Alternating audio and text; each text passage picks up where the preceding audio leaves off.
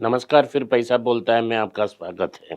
मैं आनंद श्रीनिवासन। शनिवार है, सो अगले हफ्ते 24 जुलाई आएगा और ये 24 जुलाई भारत के इतिहास में एक बहुत इम्पोर्टेंट डे है, क्योंकि 1991 34 साल पहले ये पहला हमारा बजट प्रेजेंट हुआ, एक मॉडर्न इंडिया की और लिबरलाइज्ड इंडिया की।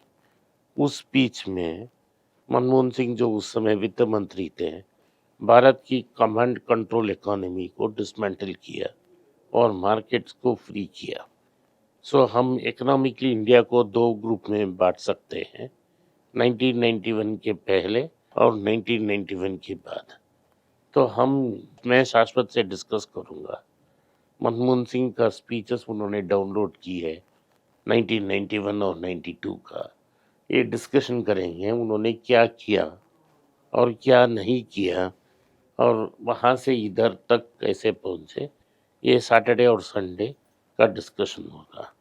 तो अब भविष्य में आपको क्या लगता है कि किस तरह की रोजगार मिलेगी हमारे यूथ के लिए, युवा यही के लिए? प्रॉब्लम है ना, जब 1991 हुआ, हाँ, क्योंकि हम अपना लेबर को रिफॉर्म नहीं कर पाए, तो सारे लोग को हमने आईटी में शिफ्ट किया। ठीक है। उसमें Y2K का सोल्यूशन देना बड़ा इम्पोर्टेंट सोल्यूशन था। ऐसा ही हमको एक नया अपॉर्चुनिटी आइडेंटिफाई करना पड़ेगा।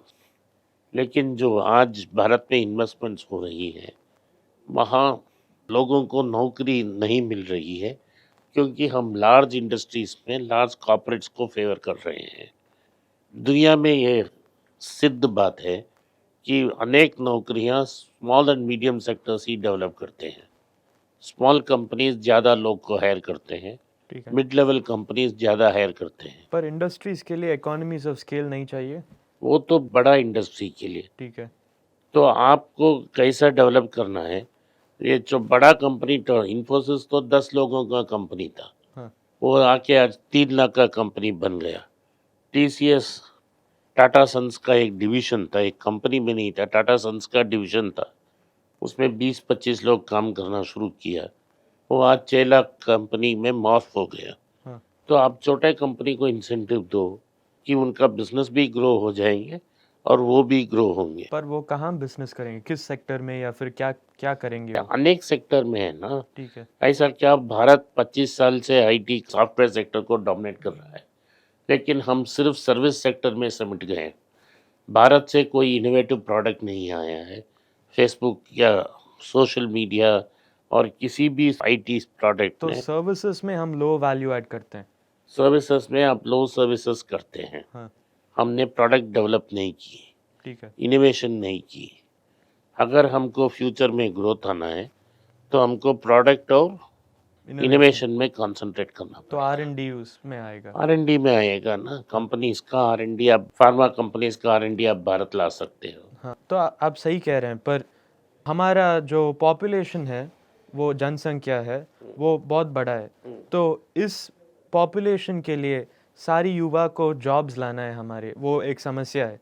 तो इस समस्या को हम लार्ज स्केल में हम जॉब्स कैसे लाएं इस लोग की, इन सेमी लोग के स्किल्ड लिए? लेबर को दुनिया में सीधा बात है, एग्रीकल्चर से लोग को जाना है इंडस्ट्री में। इंडस्ट्री में। हाँ। अगर आपने small and medium scale industry नहीं लाया, हाँ। तो कहाँ से आएगा आपको? जो टेक्सटाइल इंडस्ट्री है वो साउथ इंडिया में है, पंजाब में है, लेकिन साउथ इंडिया और पंजाब में इतना लोग नहीं है। ठीक है। तो लोग अनएम्प्लॉयड लोग बिहार, झारखंड, छत्तीसगढ़, उत्तर प्रदेश में है। सो टेक्सटाइल इंडस्ट्री को उस डायरेक्शन में चलना पड़ेगा। देख, बांग्लादेश और बंगाल के बीच में एक आर्टिफिशियल मैन मेड बॉर्डर है। हाँ। क्यों वेस्ट बंगाल में कोई, ये सोचना पड़ेगा कि वेस्ट बंगाल में क्यों अभी टेक्सटाइल इंडस्ट्री नहीं है, लेकिन बांग्लादेश तो दुनिया को डोमिनेट करता है ना टेक्सटाइल इंडस्ट्री में। ठीक है। तो ये सही है, पर जो हम रोज़गार हम क्रिएट करने वाले हैं इस युवा के लिए, वो आपके हिसाब से वो हाई स्किल होगा या फिर लो स्किल होगा? अभी इसको इकोनॉमिक्स में वाइल्ड गीस की पैटर्न कहते हैं। ठीक है। तो आपको लो स्किल में स्टार्ट होना चाहिए। हाँ। साउथ एंड वेस्टर्न इंडिया में हाई स्किल जॉब्स मिलेगा। दक्षिण और वेस्टर्न इंडिया में, मैं बोल रहा हूँ कर्नाटका, तेलंगाना, आंध्रा, तमिलनाडु, केरला में high skill jobs. Bengal, Uttar Pradesh, Jharkhand, Madhya Pradesh में हैं लो स्किल जॉब्स। ठीक है, तो आखिरी सवाल इसमें जो मैं पूछना चाहता हूँ, आपके हिसाब से ये कंज्यूमर ड्रिवन पुश होना चाहिए या फिर एक्सपोर्ट लेड ग्रोथ? और इसमें भी दूसरा सवाल जो है, ये डिमांड में प्रॉब्लम है या फिर सप्लाई में प्रॉब्लम है? भारत में आज डिमांड का प्रॉब्लम है। ठीक है, मैं सिर्फ भारत का बात कर रहा हूँ। ठीक है, भारत का डिमांड का प्रॉब्लम है। भारत में रघुराम राजन से सहमत हूँ, make for India and then export to the world. तो कंज्यूमर लेड मॉडल। या इसका एक उदाहरण मैं देता हूँ। हाँ, हमने मोटरसाइकिल्स में मेड फॉर इंडिया शुरू किया, make for India. Hmm, it was a hero Honda कहते थे, अब हीरो मोटर्स हैं। वो CD 100 नाम का एक बाइक स्टार्ट की, स्प्लेंडर स्टार्ट की, ये भारत को डोमिनेट करने के लिए। हम्म, उस समय बजाज गियर्ड स्कूटर्स बनाता था। बजाज ने खुद का मोटरसाइकिल बनना शुरू की। पहला बजाज कवासाकी के स्टार तैयब था, उसके बाद उन्होंने खुद मोटरसाइकिल्स बनाए। आज बजाज का 50% टर्नओवर भारत के बाहर से आ रही है। TVS मोटर्स का 30-35% भारत के बाहर से आ रही है। हीरो मोटर्स कह रहा है कि वो जल्दी से एक्सपोर्ट करने की कोशिश कर रहे हैं। 40% ग्रोथ होगा एक्सपोर्ट मार्केट में, लो बेस में। आपको पता है कि रॉयल एनफील्ड जो भारत में हाँ, होता है, यूरोप में है, हाँ, डेब्यू हाँ, हो गया है। प्रेजेंस है। तो ये उन्होंने ये सारे मोटरसाइकिल्स एक्सपोर्ट के लिए नहीं बनाए, उन्होंने भारत के लिए बनाया। लोगों ने आया, इस प्रोडक्ट को देखा, उनको पसंद था, ये बाहर गया। ठीक है, जैसा मारुति ने भारत के लिए गाड़ी बनना शुरू की, आज वर्ल्ड के लिए एक्सपोर्ट करती है मारुति उद्योग। हाँ, मारुति उद्योग। हुंडई भारत के लिए कार बनना शुरू किया, आज ये क्रिटिकल एक्सपोर्ट प्लेयर है। ठीक है। तो आप लोकल कॉम्पिटेंसीज और लोकल मार्केट के लिए डेवलप करो, हम्म, और जो एक्सेस सप्लाई है उसे एक्सपोर्ट करो। तो वही होना चाहिए हमारा स्ट्रैटेजी। यही करेक्ट स्ट्रेटजी है। तो आपने कहा कि डिमांड में प्रॉब्लम है, हम्म। तो क्या गवर्नमेंट को स्टिमुलस देना है या फिर रेगुलेशन को हटाना है, क्या करना है उनको? भारत में के शेप रिकवरी है, मैं अनेक बार बोल चुका हूँ। हाँ, अमीर के लिए गवर्नमेंट ने सारा काम करा दिया। ठीक है, टैक्स को कट किया, कॉर्पोरेट टैक्सेस को कट किया, डायरेक्ट टैक्सेस को कट किया, हाँ, और उसको कॉम्पनसेट करने के लिए आपने इनडायरेक्ट टैक्सेस को बढ़ाया। बड़ा है। हाँ, तो भारत में जो 1 लाख का तनख्वाह आता है महीने का, वो सिर्फ 1 करोड़ या 2-3 करोड़ लोगों के लिए आता है। तो आपने 97% ऑफ द इकोनॉमी को डायरेक्ट टैक्सेस के बाहर रखा है। तो इसीलिए अभी सीधा आ गया है, बिना रिफंड्स के डायरेक्ट टैक्सेस में 3% की कमी है। और डायरेक्ट टैक्सेस इतना बढ़ गया है क्योंकि जो फ्यूचर ऑप्शंस की ट्रेड है, हाँ, वो STT टैक्स को आप डायरेक्ट टैक्स में काउंट कर रहे हो।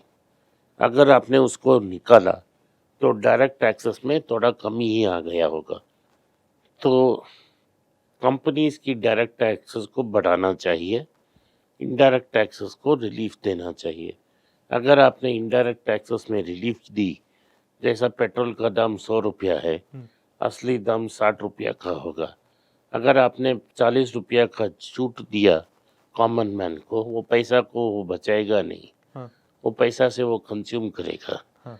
इससे इकोनॉमी किक स्टार्ट हो जाएगा। तो उनके पॉकेट से कोई पैसा नहीं डालना चाहिए? नहीं डालना चाहिए। नहीं, उसका नेसेसिटी नहीं है। आप ये रिफॉर्म करो हाँ, कि डायरेक्ट टैक्सेस को बढ़ाओ, और कॉर्पोरेट टैक्सेस नहीं, corporate tax, taxes direct tax माने कॉर्पोरेट टैक्स को बढ़ाओ। और इनकम टैक्स। और देखिए बोल रहा हूँ मैं, ठीक है। कॉमन डायरेक्ट टैक्स का मतलब है हाँ, हाँ, कॉर्पोरेट्स के लिए इनकम टैक्स बढ़ाओ, और इनडायरेक्ट टैक्सेस को कम करो।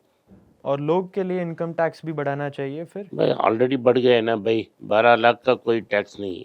ठीक है, जो आदमी 1 लाख के ऊपर कमाता है वो तो थोड़ा टैक्स दे सकता है। सही बात है। आज के लिए इतना ही। आपने इस पॉडकास्ट को सुना, इसके लिए मैं आपका आभारी हूँ। हो सके तो इस वीडियो को लाइक कीजिए, चैनल को सब्सक्राइब कीजिए, बेल नोटिफिकेशन दबाएं। इस वीडियो को अपने दोस्त और रिश्तेदार के पास भेजें और उनको देखने की आग्रह करें। नमस्कार, धन्यवाद, जय हिंद। जय हिंद। नीचे एक ईमेल स्क्रॉल हो रहा है, इसका ईमेल एड्रेस है paisaboltahai.np@gmail.com। अगर आप मुझसे संपर्क करना चाहते हैं तो इस ईमेल में मेल भेजें, मेरी टीम आपसे बात करेगी। फिर से बता रहा हूँ मैं, paisaboltahai.np@gmail.com। इसमें आप मेल भेज सकते हो, मेरा टीम आपसे संपर्क करेगा।